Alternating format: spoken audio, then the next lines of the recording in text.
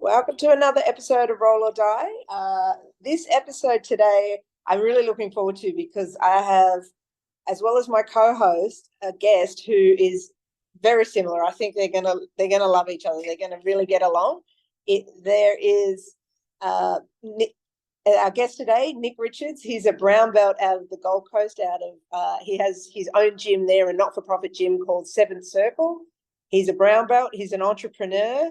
And he is our guest today. We're really looking forward to getting to know him. He also has his own clothing company, jiu-jitsu clothing company called Jitsy Club. And yeah, we're looking forward to getting to know him. So thanks very much for joining us, Nick. No, it's my pleasure. Great to be on here. Awesome, man. Awesome. And you're on the GC, the sunny place for shady people. That's what I've heard about that. I know. Don't let the Botox and steroids fool you. No, Anton's from the Gold Coast originally. Oh, no, not originally. You're from Melbourne, moved to the Gold Coast, and then back to Melbourne. That's right. Yeah? I lived there for 10 years. I started jiu-jitsu on the Gold Coast, and I loved it, man. Did you start your jiu-jitsu journey on the Gold Coast?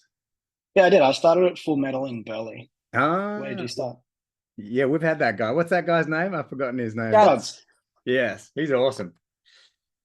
Yeah, that's great. Yeah. All right. So tell us about that. How did you get started in jiu-jitsu? What piqued your interest? Yeah, sure. So I was never a particularly athletic guy naturally. I never played sport at school. I didn't play sport as a kid. I had a heart surgery as a kid. So I think a combination of that and my parents being incredibly cautious meant I didn't pick up sport till I was probably like 25. And I did a little bit of like Krav Maga, unfortunately. And then which was cool because I can take an AK-47 off someone, but I have no idea how to wrestle. And then I just decided to do jiu-jitsu, I think, because if you do a striking martial art, it's really hard to go at a high level for a long time without getting brain damage, whereas I felt that you can wrestle your mates pretty hard and you probably only do your knees. And that was 9 years ago, I think, and still going today. That's brilliant. That's another thing we have in common. My son had heart surgery at 3 months old as well, so... And then he went on to take up jiu-jitsu and then did very well for himself while he was that's awesome. A young whippersnapper. Yeah, I've been right through that system. And the support and the care out of Brisbane, like the doctors in Brisbane are second to none in the entire world for heart surgery, it turns out. So it was just I'm still here. So yeah, they must have been pretty good. That was a while. That was in 1986 though. So hopefully the tech's better. Yeah. Now. Yeah. So what impact does that have? Can you tell us about that, Nick? Yeah. About the surgery? Yeah, so I can answer both of those. So I was born with a condition called transposition of the great vessels, which is basically where the bit that pumps between the heart and the lungs was separate from the bit that pumps the rest of the body. So at 9 days old, they were basically like, look, we can give this a go, or that's really the only option. So they gave it a go and it worked, and I am still here. The only, I guess, downside I have now is I will just always have shitty cardio, right. Which is a small price to pay. But so you're a normal brown belt then? That's yeah. It bothered me a lot more till I got my brown belt, and now it's mysteriously not a problem anymore. But it's so, you work around it, right? It just sucks when you get an athletic 20-year-old and you just have to rip their knee off to slow them down. That sucks for all of us, whether we have a heart condition or not. Yeah, absolutely. Yeah. Okay. And so did your doctor say don't do jiu-jitsu or anything like that? Is there any of that sort of stuff? Or limitations to exercise or anything? Or no, it was sort of a weird repair they did. So there's not a lot of data on it. So I just go back once a year, and they seem to be of the approach that they're just not going to touch anything and just keep doing what you're doing. And if anything changes, let us know. So yeah, there's not really any limitations. I just get tired a lot faster than people. But other than that, yeah, just carry on. Okay. And tell us about Seventh Circle, man. Like how did it start and what does it focus on? Yeah, so a few of us got together and decided to set this gym up. In that we're all colored belts. We've all been training for at least 5 years. And we we all had really busy lives. And so we didn't want, I find a lot of traditional jiu-jitsu class structures, there's like a lot of time wasting and sort of dicking around. So we sort of went, okay, everyone's time poor. How can we constrain our formula of training down to like just the juicy stuff? So we only train 3 nights a week for about 2 hours. And it's just in there, some techniques someone wants to work on, then just positional rolling and sparring. And we're really heavy on everyone cross trains who's in the gym. They all drop into other gyms, and other gyms drop into us a lot. And so that's really what we focused on, is more community. For a while, we didn't have any new people. It was like no white belts, just because we didn't have the capacity to safely onboard people. Not because we were being dicks, but we've sort of found our ground now. And so we'll get a few new people in, but it's very much not designed for new people. Like, we don't have an on-ramp program. We don't do any of that shit. You got to sort that out yourself, basically. Mm-hmm. And so it's really, really fun, because so I've got a young child as well. So you can get in there 3 nights a week, just scrap, work on stuff you want to work on. It's all very democratic, no gi only. Someone will say, hey, I'm having trouble with this, and we'll just spend the class fixing that problem, essentially. Yeah, And interesting. how does the fee structure work? Like, being as a not-for-profit, like, do you charge mat fees, or how does it work? Yeah, so what happened with that is, like, so my background's business and finance. And when I looked at just jiu-jitsu and martial arts gyms and gyms across the board, the thing that kind of derails a lot of them is money, and that it's really difficult to create a profitable gym in many, like, it's really hard. Well, when I say profitable, I mean like a big money earning gym. So we all have other jobs. So we're like, why don't we just remove that element completely and set up an association, like an incorporated not-for-profit. And then all we've got to do is cover our insurance and our rent, and it doesn't matter. So it's just $15 a class, and that's it. Interesting. And so the students love that model. Like, they're like, this is, you found the magic bullet, or I mean, yeah. It's hard. Yeah. It's hard because I think it would be difficult for newer students, where you need the structure to understand movements and to get technically proficient. Now, we've got a couple of guys who've trained with us from day one, and they're getting really good. People who have trained for a while, and so I'd say like high blue belts, low purple belts and up, like the structure, because they know what they want to work on and stuff they need to fix. And so it's really just having the time to sit down with a bunch of people and work it out. And we'll look at, like, we'll watch the ADCC and be like, what did everyone hit there? Okay, let's try to figure that out. Or whenever there's a seminar on the coast of Brisbane, we'll send someone, and their job is to steal all the information and come back and teach it to everyone for the next 2 weeks, which everyone does anyway. So let's not pretend that's not what everyone does at seminars. And it's just a whole lot of fun. Yeah, nice. So do your members also train elsewhere, or a lot of them are just training with you guys? Most of them will drop into open mats at other gyms once a week at least. Or maybe they also casually train at other gyms too. It just varies on their time and how enthusiastic they are, and whether they want to train more than 3 days a week. Yeah, it's a good, like, I'm interested in different models as well, for sure, because I think that's, like, there is, like, everybody needs their tribe, their way of things that work for them. So I'm sure it works well. Do any of you guys compete? Do you know if this? Yeah, if this works? A couple of the boys compete. Pretty well. I don't compete. I'm too old and don't care anymore. But we're not. Again, we're not sort of focused on competitions either, because, like, we really just love the sport and enjoy rolling with lots of different people and meeting people. So the whole gym's aimed at in that direction, rather than competitions. I mean, if a whole bunch of people said, yeah, we want to compete this year, we'd sort of restructure how we trained. But at the moment, it's really just big community, getting better, having fun. How long have you been around for? Probably 18 months. Okay. So at the beginning, was it like, how did that go for you? Like, even covering the rent and the insurance, like, is that possible, or? So initially we started in my spare room at home. Like, it was just sort of a rumpus room. And then we realized that some walls or sliding doors were going to get destroyed if we stayed there for any length of time. And then it was definitely difficult initially, because maybe there'd be 3 of us or 4 of us training. So, was probably break even or a little bit below. But we all sort of chipped a bit of cash in, and we sort of like got through it until we got like a stable member base. Members even the wrong word, like cohort base, I guess. And it's fine now. Like we cover our costs, and there's a little bit left over. So if we want to, I don't know, we haven't worked out what to do with that yet. I guess maybe go buy some beers. All right. And what about the clothing label? Like, what was the motivation behind jiu-jitsu clothing? It's such a small market.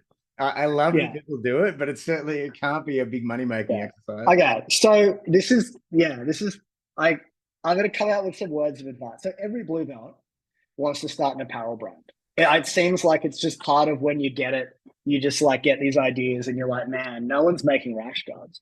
So like, that's the first thing that happened. Yeah. The second thing that happened was no one would sponsor me because I wasn't very good as a blue belt. Yeah. And this infuriated me. So I was like, all right, I'm just going to have to do this myself. And it started as kind of a joke with my buddy based on the meta that every blue belt starts an apparel brand. And we imported a bunch of finger tape because like I was a gi player back then and finger tape was cool in like 2017. And we just kept at it, basically. Because my background is entrepreneurship and corporate banking, and my business partner is a graphic designer and brand guy. So we probably had a leg up in the sense that we had a really good skill set. And we just chipped away at it for years. It was kind of a hobby, like it never made any money. But then we got the license for Stranger Things in 2020 or 2021 from Netflix. And that really kind of changed our position. Then last year we got the license for Cobra Kai. Wow. We've got 3 really big properties we're going to release this year. And then we just kept kind of scaling up and getting a little bit bigger and trying things. And look, there's been so many disasters, I can't count, but we're still alive and it gets a bit bigger every year. And we've kind of found our niche in the brand. Like when I look at a lot of jiu-jitsu apparel, it's really aimed, it's a weird thing, right? It's really aimed at athletes. So a lot of the brands are like, man, you will be the next ADCC world champion if you wear these shirts, which is interesting because most of the people that have money aren't professional athletes. So we approached it differently and decided like, why don't we just make a really cool, like everyman brand, where you see someone else wearing jitsu gear at a seminar or you're an open mat and you're like, okay, that guy's probably okay. That guy's pretty cool. And so our philosophy was around like really interesting design and interesting products rather than like trying to get the biggest athletes on board to kind of imply that you two could be a world champion with enough steroids and rash guards. With enough steroids and rash guards. All right, there's the title for the podcast. Anything's possible with enough steroids and rash guards. Lord knows I've tried. And how long has that been going for, Nick, the clothing brand? 5 years in July. We started in 2019. We would have started like when we like got serious and made a company rather than like just sort of ordering stuff and trying to sell it. Very cool. All right. And would you do it again if you had your time? Yeah, I'd do it again, but I just dick around way less. Like we've figured out how to do it now. And obviously you have to go through the process in order to figure out how to do it. But in retrospect, we probably wasted 3 years experimenting on stuff that was never going to work. Yeah. So I'm happy to dish out some free advice to anyone running or starting an apparel brand, which is like limit the number of things you sell. Limit your SKUs is my first bit of advice. Because our biggest fuck up that am I allowed to swear on this podcast? Yeah. Our biggest fuck up that wasn't my fault to date was just a general fuck up. It was when we did our first ranked range. We're like, everyone needs ranked gear. Everyone loves ranked gear. No one likes ranked gear except blue belts, it turns out. But like, wow. Because like you get a blue belt, you want to show the world. By the time you're a brown belt, you don't care anymore. You're just hanging out for your black belt. And so like we ordered 6 sizes, 5 ranks, long sleeve, short sleeve, women's cut, kids. So SKUs alone, that's over 100 SKUs. So if you have 3 items per SKU, now you have 300 items of stock. And they're not all going to sell uniformly. So we ended up with just this giant pile of ranked rash guards that no one was really buying because only blue belts care about. And And so my biggest thing would be to people is like, pick a few designs that you just think are absolute bangers and double down on them and have depth. Because people will come to your store and they're like, man, I want this rash guard. Oh, it's not an extra large, and leave. And you've spent this money and time acquiring this customer. And then they don't buy anything, and you've essentially burnt that ad spend to bring them in.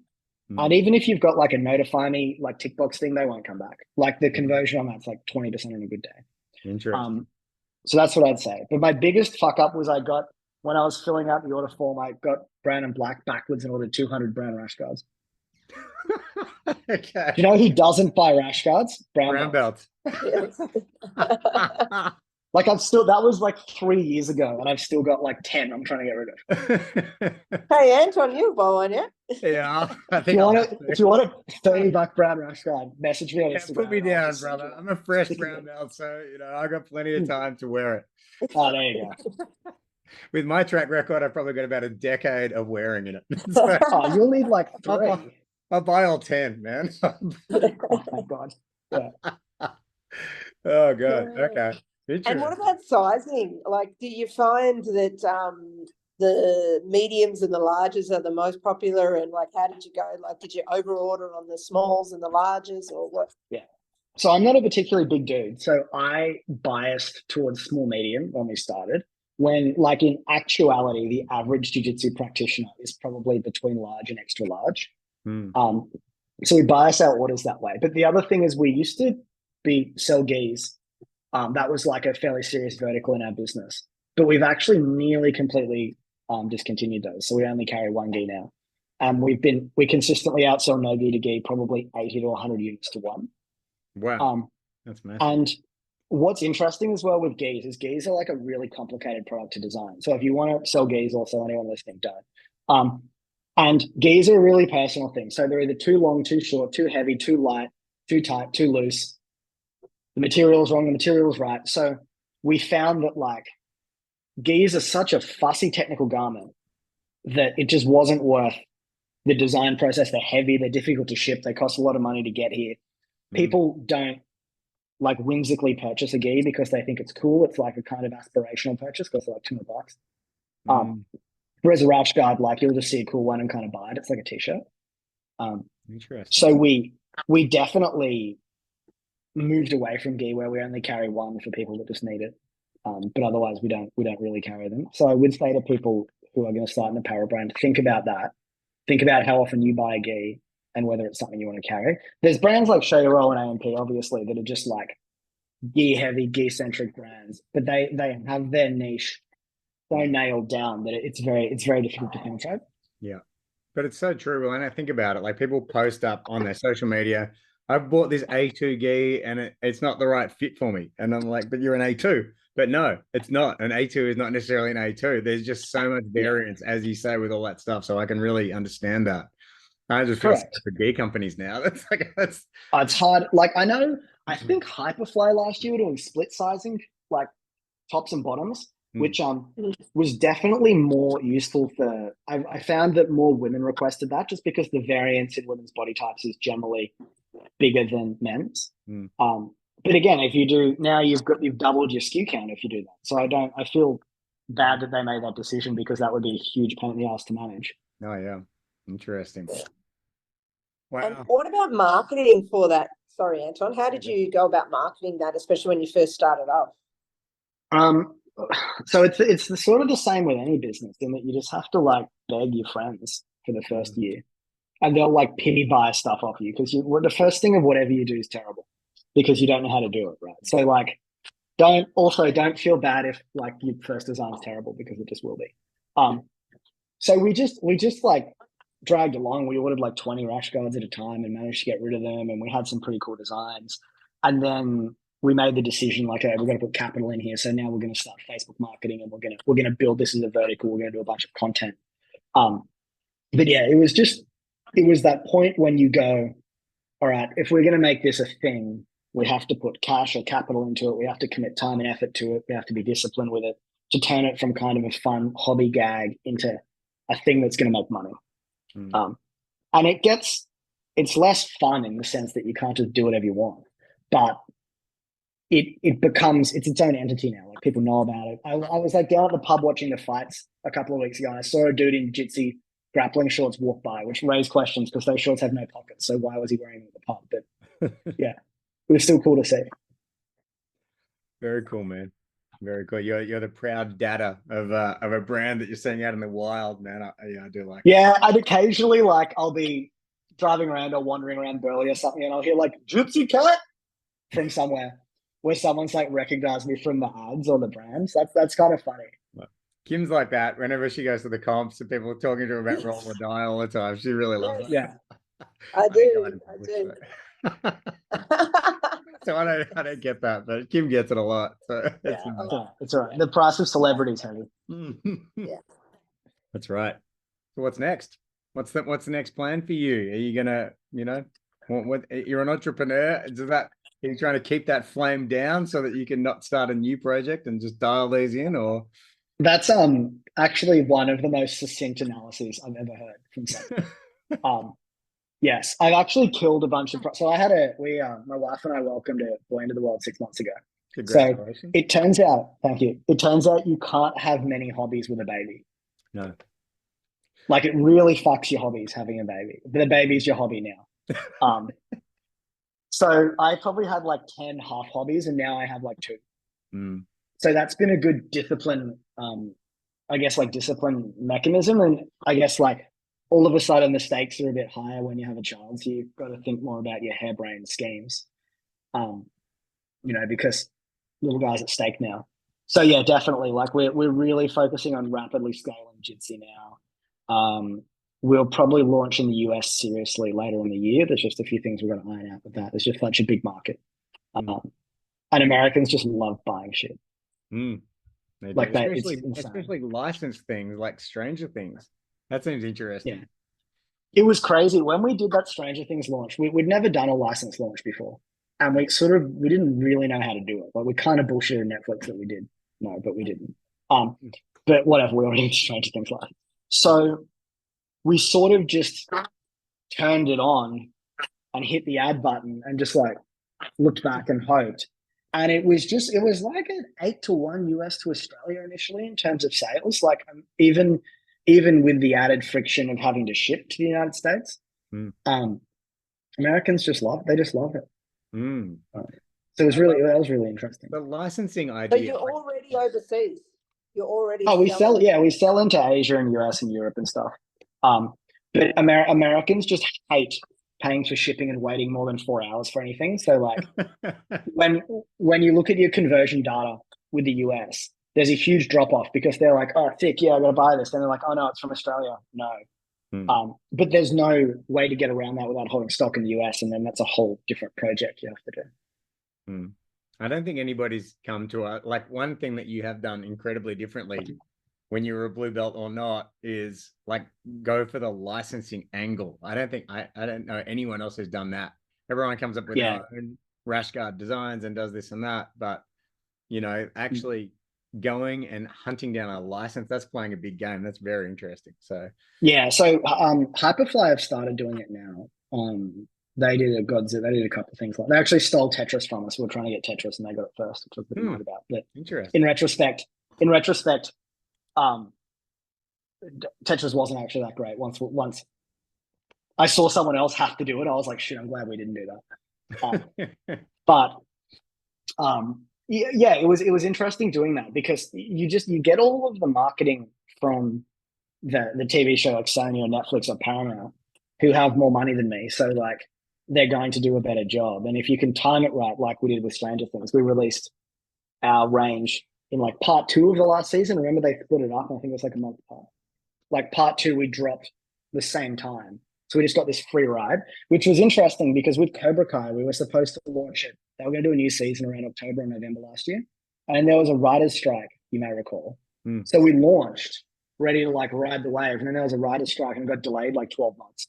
That was pretty annoying. But it still sells well because it's such a consistent, well-known brand. Interesting. Yeah. And with Stranger Things, you sort of timed it around the time of the pandemic, where a lot of, I don't know, me personally, I was certainly watching a lot more Netflix and a lot more Stranger Things really took off around the time. Yeah. Yeah. Yeah. And it was interesting. So it's interesting when you look at, say, how Netflix releases Stranger Things versus Amazon Prime as an example. So Netflix released the whole fucking thing in one go, right? So Stranger Things just comes out and there's like 10 episodes and off you go. And so when you look at like the interest spike, you get this sugar hit where everyone talks about Stranger Things for like 8 weeks. And then no one kind of talks about it again for another 2 years. So with launches like that, you have to get the timing, because if we launched a Stranger Things line like now, people will be like, who cares? Until the next season comes out. Whereas Amazon drip feed week by week by week by week. And so I think you get a longer kind of longevity, but it's not as steep. So they don't do any promotion though, right? Like they're just dropping the show, and then you line up all your marketing. It's like Stranger Things rash guard, you know, and you just hope that people who like Stranger Things who also do jiu-jitsu are gonna see your rash guard and buy it. Yeah, correct. And like it was useful in that last season, you might recall, there was like that really bold t-shirt, which was Hellfire Club, which that one character kept wearing. So we had a Hellfire Club rash guard, which obviously mimicked the shirt. So that was like a winner, because that was like the cornerstone image of that season. Yeah, right. And you obviously, like when you do licensing, they have to approve all of your marketing, all of your script, all of your copy, all of your designs, everything. You can't just like, go rogue. They approve your athletes. Anyone who posts anything on your behalf to do with it has to be approved and vetted. Sounds good though, because those people would know well what the market wants. So it sounds like it would be a help, not a hindrance, ultimately. Yeah, it's beneficial in that, from a legal perspective and from a marketing perspective, that they've seen a few and they've been like, no, this one won't hit, try this instead, which is very helpful. Yeah. But yeah, it was really interesting learning experience. It was fun. Yeah, very cool. And getting back to like your jiu-jitsu gym and how it works, it sounds like, I think you were mentioning before we started recording, that it's kind of like B team. So do you have like a coach? Like, do you have someone that would, potentially promote you or something like that? Yeah. So to preface this, we are nowhere near as good as B team. So please, no one come in expecting that level of the next B team, everybody, right? My body can't take that. Don't stay away.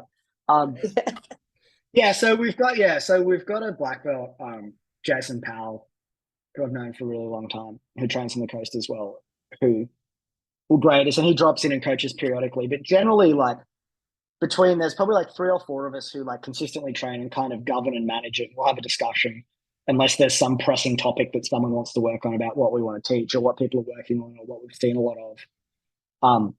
So we still do promotions, which I think promotions are important for lower belts, and then you sort of stop giving a shit, like the higher up you get. But yeah, like you wouldn't want to join a gym as a white belt, and I'm just like, sorry, you're never getting graded. I think that for a lot of people, unless you're a high level athlete, you wouldn't you'd struggle to maintain motivation there. Yeah. Interesting. So we actually have a grading day on March 30th. Give out a few belts. Okay. What do you guys think about gauntlets? Because there's been this vicious argument internally regarding gauntlets. The whipping? Because I like whipping people, and I've only got and I've only got one left, so I don't really care. I just want to whip some other people. But all of the younger guys just think it's the dumbest thing ever. Like all the guys under 30 think it's stupid. Look, personally, I've done it. I've done it for my promotions, but I'm not really a fan. I don't see the point of it.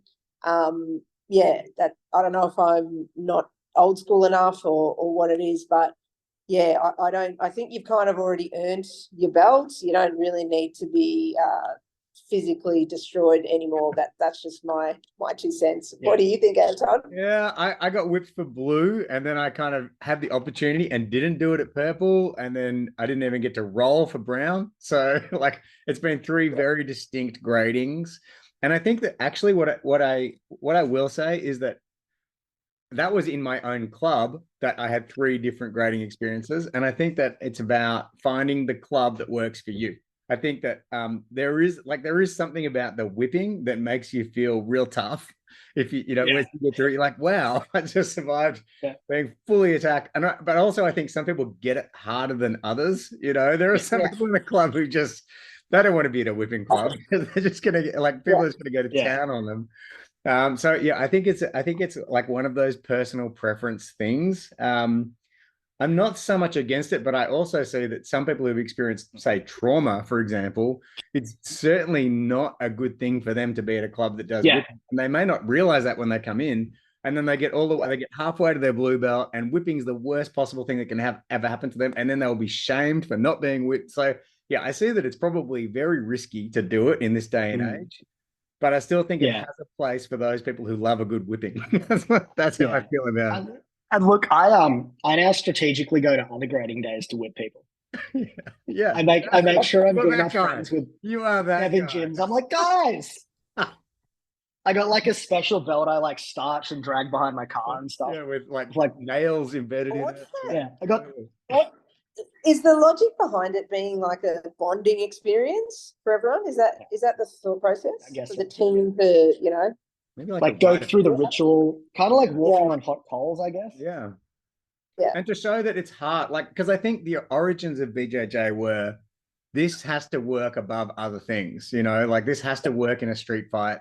This has to show that you're hard. Like it used to be brutal in the streets of Brazil when this stuff came around. Yeah. Like people were fighting hardcore for fun all the time. So I guess it's like, show how tough you are. Let's see what kind of beating you can take. I'm guessing that's what it's like. Yeah. We also, but I mean, I don't know. Maybe it's an unpopular theory, but I really think that you've already proved yourself before the grading day. That's 99.9% of the time. You don't need to do anything more on that day to deserve that belt. You've already done it in all the. I think it's a meathead guy thing. I think like a meathead guy thing. Yeah. Yeah. Yeah, that's you just why want to beat up your mates. It's not very inclusive, and I think that the world has changed, and it's time to move on. We're not slapping women on the butt when they walk past anymore, and we probably shouldn't be whipping people at a grading. It's like it's time to go the next level, and because it will make jiu-jitsu more mainstream. A lot of people would not enter jiu-jitsu if they knew they were going to be whipped walking a gauntlet. Like that would be imagine. It's insane. No, it's insane, right? I'm not doing that shit.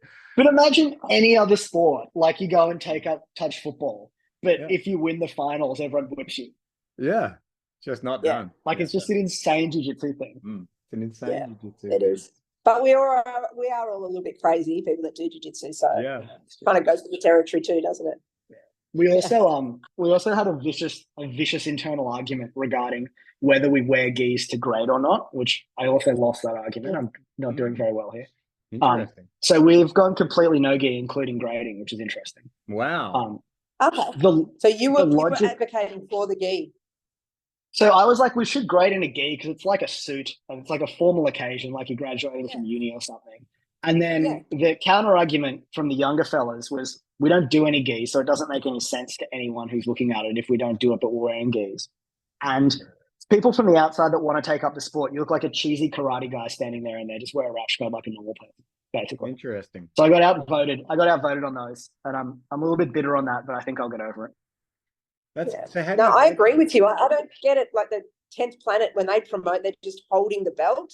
I don't know. To me, that's not enough. But then they don't own gis either. So sorry, Anton. What were you going to say? No. What do you do? What's the ritual? Do you hand them a rashi? This is where you can get rid of your rashies. You hand them.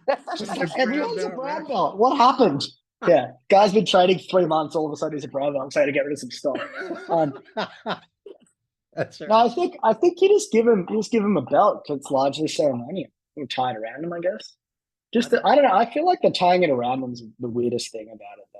I agree. It doesn't. And you always get the knot wrong. And then you got it tie a knot because you don't know how to tie a fucking knot because you're a no-gi guy. Backwards, and it all feels weird. So I don't think I'll tie it. Then 100 people are looking at you while you're trying to tie this knot. The whole thing's just a joke. Yeah, it's interesting.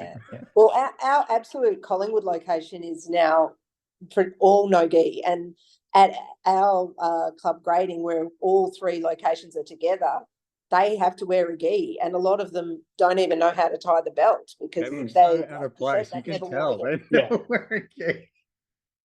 It's like a footy player in a suit. Yeah. Yeah. Or worse. Yeah, Oh, yeah. absolutely. So good. Absolutely. Well, Yeah. this has been So, fun. Nick, what do you do for your day job? We probably should have asked this at the beginning, but you talked about all your other side gigs, but what's your actual day job? And you've got Oh, two I have minutes. I'm in venture capital, and I have a startup where we essentially make viral videos professionally for other companies. Interesting. Wow. Yeah, so completely unrelated to jiu-jitsu. Handy to know. That's a whole nother conversation, No. really. I saw Anton's eyes light up there, so that he might take this offline. Yeah, it's a weird job no one understands. That's brilliant. All right, we need some viral videos for Roll or Die, so we'll be in touch. They're all viral. It's just jiu-jitsu. You just chop them up. That's right. So what is there any words that you would like to say to end this very interesting episode? It's been totally counter to most episodes we have. We've gone down different rabbit holes. It's been a real pleasure. Anything you want to pass on? Well, if you want to start an apparel brand, just try it. Like at worst, you'll lose like $500 or something for stock. Just don't mortgage the house, but give it a go. And I think with your training, just enjoy training, have fun. Like, especially if you're younger, I wish I trained more and had more fun when I was younger. I spent too long obsessing over belts and shit and not having fun. And now I'm finally having fun. They're probably the main things. Yeah, I really like that. Me too. Awesome. Me too. Yeah. Awesome. Well, thank you so much for joining us. This was our first conversation, our first time chatting, and really enjoyed getting to know you. So we will have the links to your jiu-jitsu apparel brand in our show. So if anybody wants to buy, especially any brown rashies, they can hit you up. Yeah, please do. Awesome. And I'll flick you guys a code as well to put on there so the guys can get a discount. But thanks a lot for having me. I really enjoyed it. Good, brother. Catch you later, everybody. No, thank you Bye. so See you guys. much. Bye. Anybody, if you're coming to the Gold Coast looking to drop in to Seventh, Hit us up. what is it? Seventh Circle. Don't call it Seventh Heaven. Yes. Yeah.